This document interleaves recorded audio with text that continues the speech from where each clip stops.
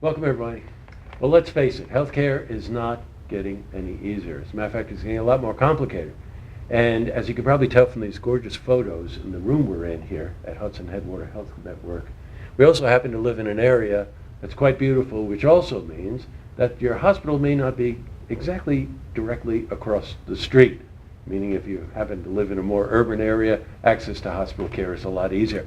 And joining me today are two guys who are really very involved with trying to create the kind of team and the kind of network that can ensure that if we're in trouble, that they're there to help us. This is Dr. Tucker Slingerland, who is the CEO of Hudson Headwaters Health Network. Welcome, Tucker. Very nice to have you here. Thank you. And Dr. Kevin Gallagher, who's the medical director for the Glens Halls Medical Group. And what that means is that he oversees the providers in the hospital, over 200 of them, right, Kev? That's correct. Oh my God, that's right. Well, welcome, both of you. We got a press release recently that was talking about this really sort of ongoing progressive way that Hudson Headwaters and Glens Halls Hospital are working together to do what I just said, make certain that the teams are in place to take care of us, whether it's 2 o'clock in the afternoon or 2 o'clock in the morning when we've got, when we're in trouble. I want to start with you, Tucker. We've spoken before, and what's behind this? Why are you making this step? Yeah, I think both Hudson Headwaters and Glens Halls Hospital realize that healthcare is changing quickly, and I think both organizations really feel strongly about being proactive, making good decisions, and approaching problems together. So we and this is a good example of it. So we, for a period of at least a half dozen months, worked on the process of merging our inpatient care teams. And it's kind of a big task because these are services that have run in parallel for many decades, actually. So it took the combined efforts of both organizations to figure out how to do this and what the best approach would be and what the gains would be if we were successful. Got it. One thing that Kevin's referring to here in working in parallel, because there's been real nice cooperation between these two organizations for years, is that you call your branches, I'm calling them right, the health centers, right? You've got 17 of these? 17, right. And a new one coming in February in Plattsburgh. And you've just renamed your branches, right, into medical centers, and you've got like 10 of those out there. Correct. Right, so that coordination between all of the centers and what we call a mothership, right, the hospital itself, really, that takes quite a bit of coordination. How do you go about doing this? Well, the first thing was, I think we had the patients in mind. We wanted to do the right thing for the patients in our community. And I think the variety of different forces that are changing in healthcare had both organizations kind of take a look at the way we were doing things, and could we work smarter around that? And I think that really was the main, when you get to the bottom of it, the driving force behind this. And we looked at the different way we had things set up, from admitting patients that needed care in the hospital, and how we could make that one service and work together with Hudson Headwaters to try to do the right thing for the community and the patients. Yes, so. God, well, how about putting that first, right? Instead of business first, right? You know what I mean? I can tell you, I've been had to come into the hospital through the emergency room a couple of times, and there always has to be that coordination between the emergency room staff and my doctor and his team, and that helps in this situation, right? Doesn't it? Yeah, definitely. In a lot of situations, patients present with complicated conditions, and it really takes a team of people to sort that all out. Right. And the emergency room doctor often will need the perspective of that person's primary care provider.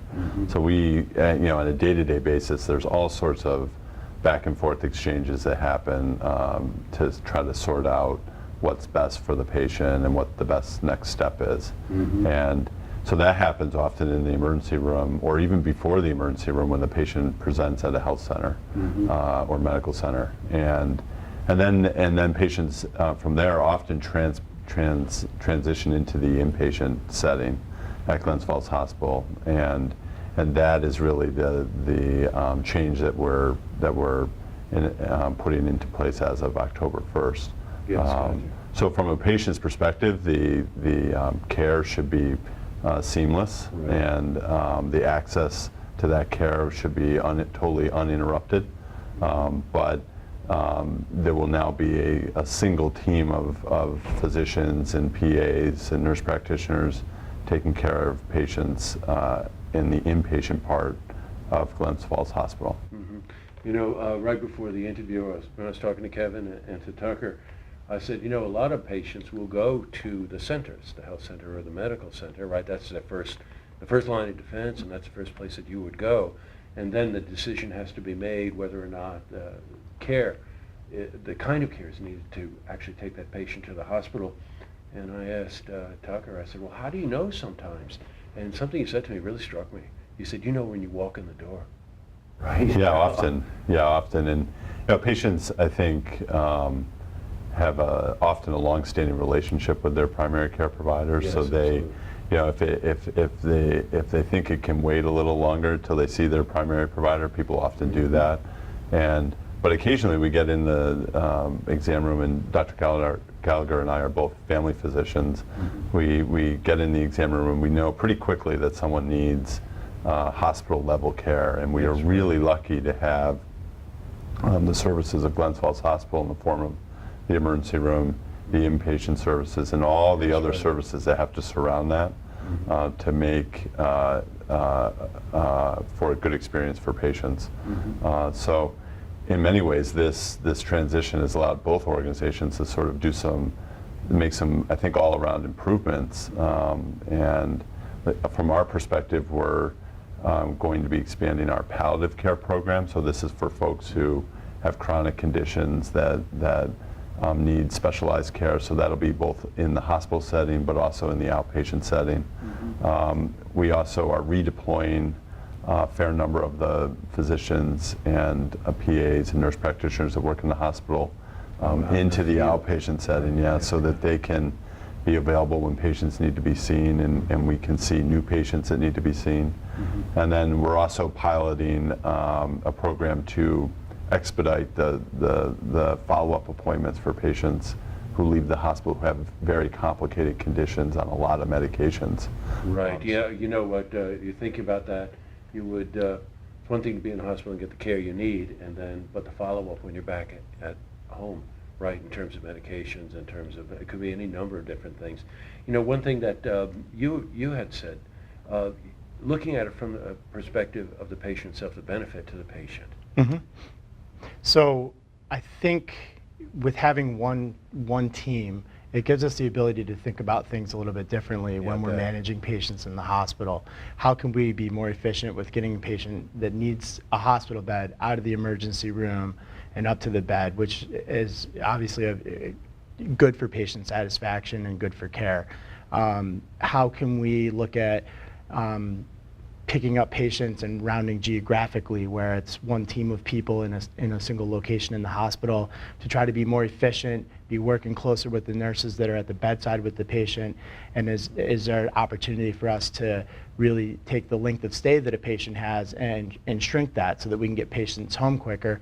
And then I think the other part, like we were talking about their pilot, is transitioning that care back out of the hospital and into the health centers or medical centers, where there's that good warm handoff of communication. We know what's been changed from the medications, what things or labs need to be followed up in the community, and make sure that those dots are all connected seamlessly. So the care coordination, one of the goals is not only to keep people in the hospital for less time, but to keep them away from the hospital when they get back into the community. So I think that this endeavor that we're going to be starting here within a month is really exciting, and we got a lot of really great opportunities for both organizations and all of our patients in the community. Yeah, I would just add that this is a great example of an integrated delivery system. So we are working across groups with lots of different partners to provide a more integrated, seamless delivery system for patients. So that's, I think in the big picture, that's what we're doing, and we're excited and hopeful that this makes a difference for folks. One thing I want to close with, when they first walked in the room, we were sitting down, and I was talking about what was behind this program. The first thing that came to their mind was to rethink patient care. It wasn't about efficiencies in the hospital and organizational things and whatever. It was about the patient. So really, I can really tell. It's quite an undertaking, and in getting to talk to you about it, realize how complicated not only the current system is, but what you have to go through to make certain that a program like this is successful. Well, congratulations to both of you. It's really something. Hudson Headwaters Health Network and Glens Halls Hospital once again joining forces for our benefit. Very nice to see you guys. Thanks a lot. Thank you. Thank you. You're quite welcome. To see this interview again, you can head to our website, looktvonline.com.